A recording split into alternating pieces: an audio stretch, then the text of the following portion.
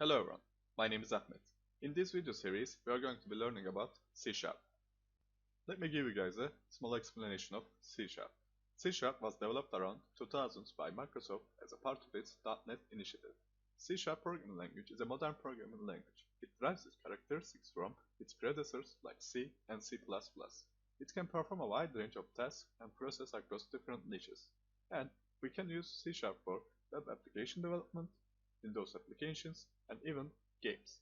So, let's waste no more time and start downloading our compiler, Microsoft Visual Studio. Okay, we opened our Google. Let's write Microsoft Visual Studio. Click on the Microsoft website.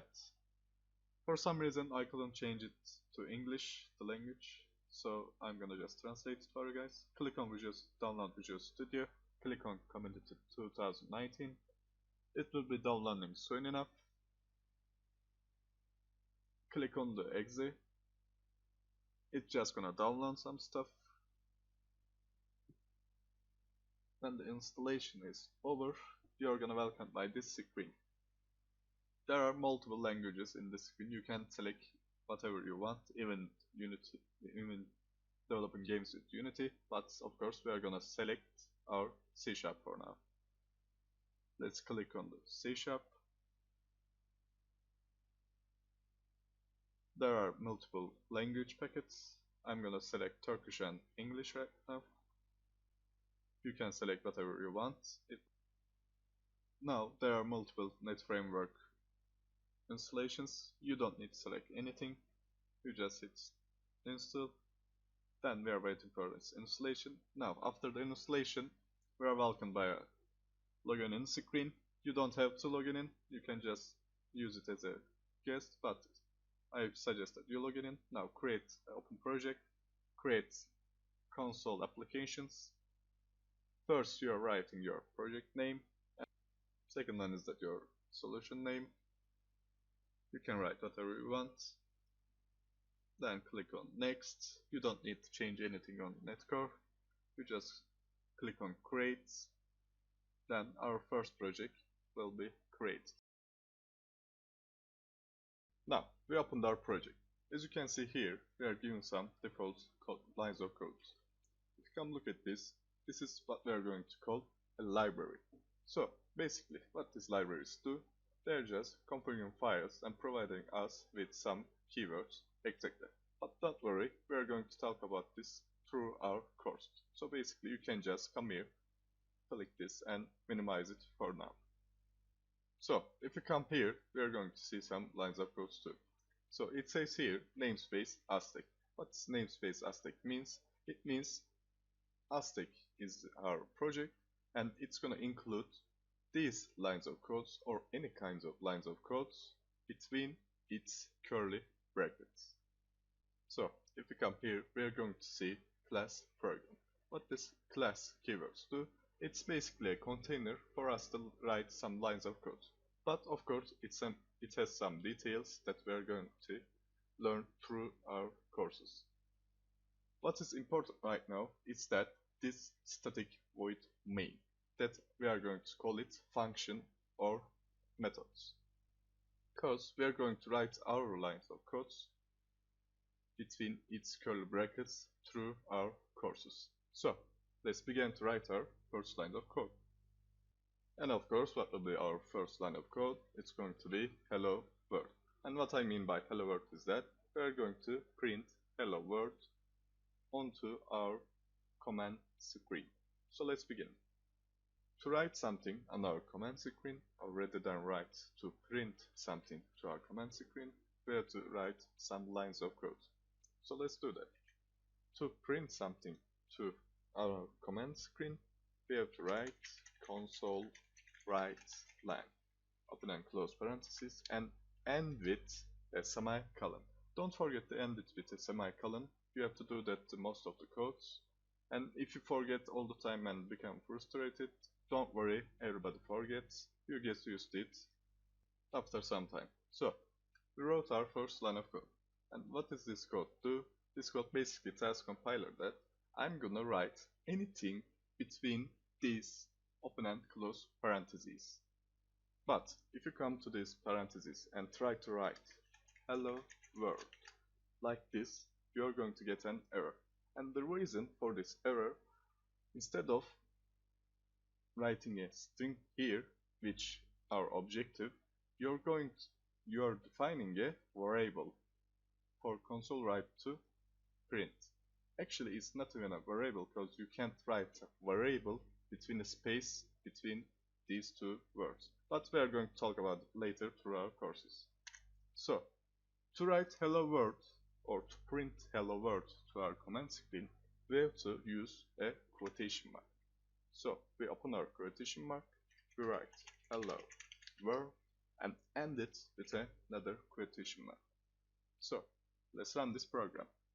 Let's hit start, it's debugging, and the command screen showed up and close. Perfect. Our code working.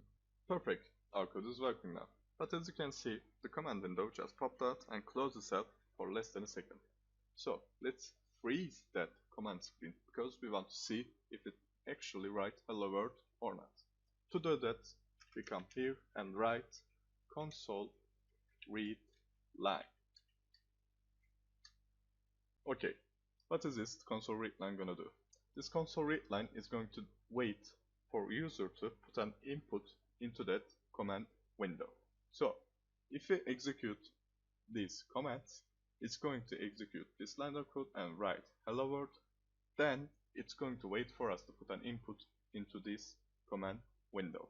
So if we write something like this or nothing at all and hit enter, it will be going to disappear. So basically we are going to use this console read line input taker as a freezer. So we write our first line of codes and print it hello world.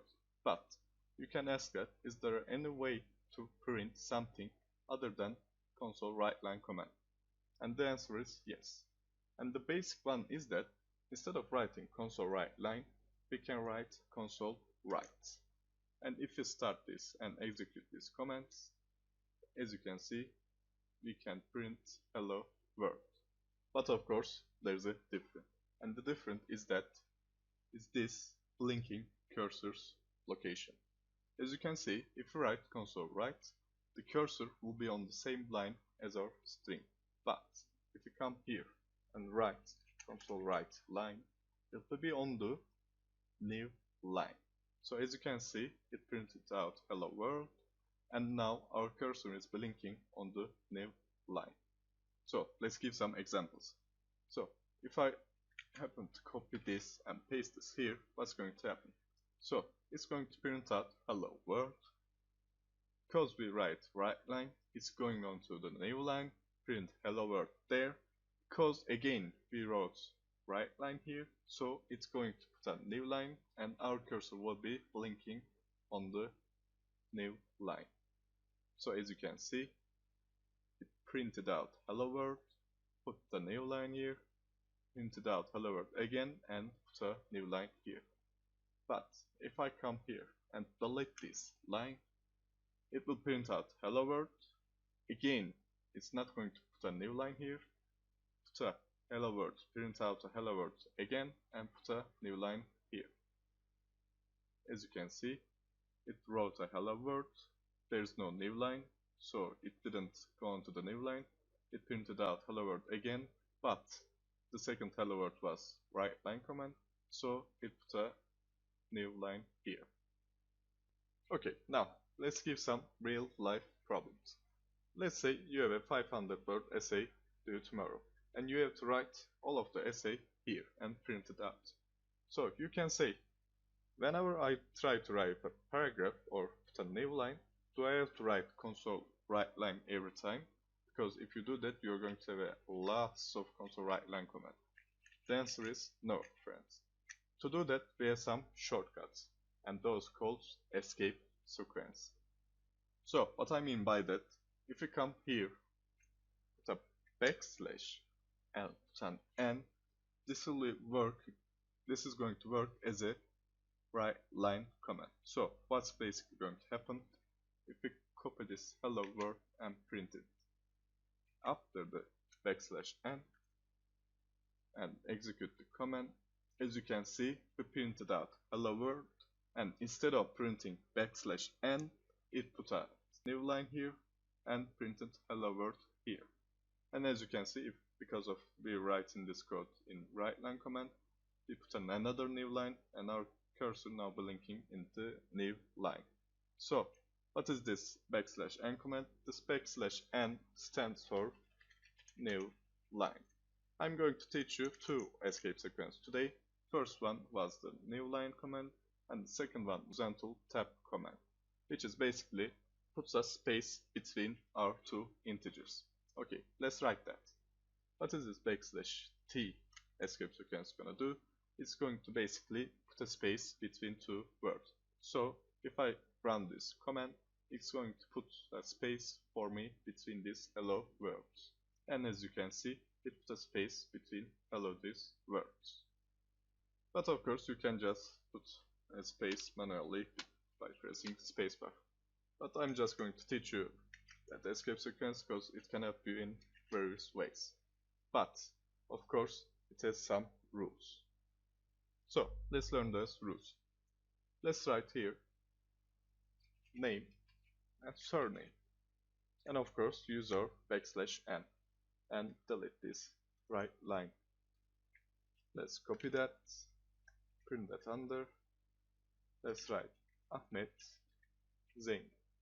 So if we execute this command, we're going to see name and surname and Ahmet and Zeyn. So we want to use our \t instead of putting a space by ourselves. So let's do that. If I want to put \t between these words and execute this command, as you can see, it puts some space between them, as it should.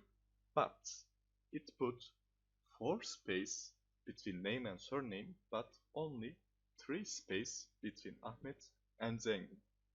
So the reason for that, this \t escape sequence is working with multiples of 8. And what I mean by that, as you can see, we have a word here. It's called name, and it has a 4 characters. So it's less than 8. So what is this \t gonna do? It's going to make it 8 characters with space. So 4 characters for our name, and it's gonna add 4 more spaces to make it 8. And if we come here and look at it, Ahmet, it's going to have 5 characters, and it's going to add 3 more spaces to make it 8. Let's execute and of course delete this first. Execute and confirm it. As you can see, we have 4 spaces to make it 8 and 3 spaces from here to make it 8. But of course it's not over yet. So if I come here and change this name to name with 9 characters, as you can see, I have 5 more E's now and I have 9 characters. How much space it's gonna add? We have 9, so the next multiples of 8 is 16, so it's gonna add 7 spaces. Let's confirm that.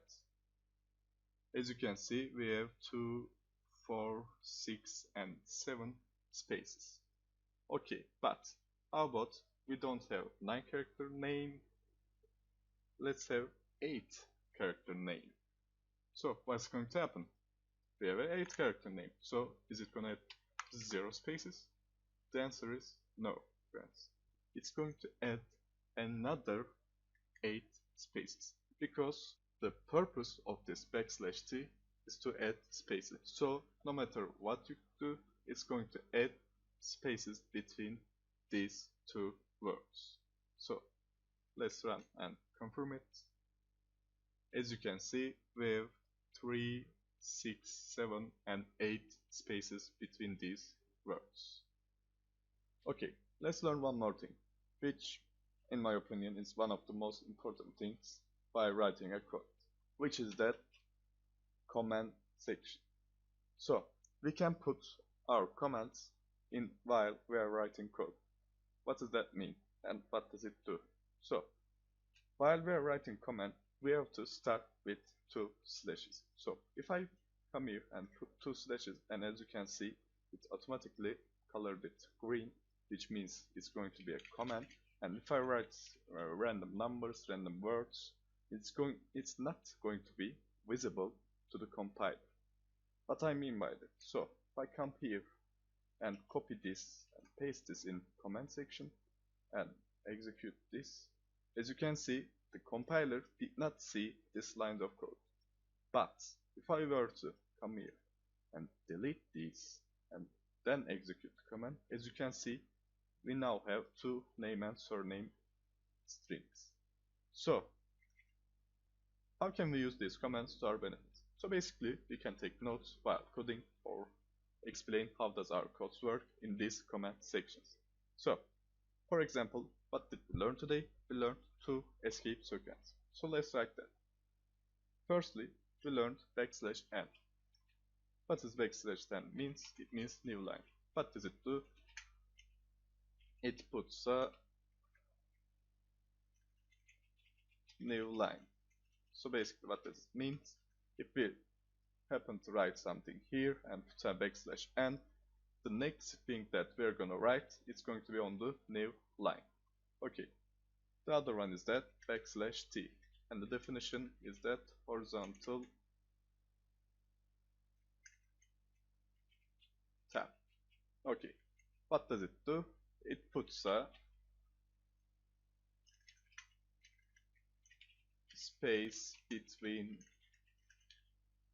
two words. And what I mean by two words is that, as you can see here, it's going to put a between, okay, let's delete this. It's going to put a space between name and surname. Okay, for now, let's end our first lecture here. If you are bored or you're struggling to understand things, don't worry, it will get a lot better through our courses, because I'll try to explain everything and there will be no question marks left in your head. Don't worry about it. So for now, thanks for watching, and I'll see you again in the next lecture. Goodbye.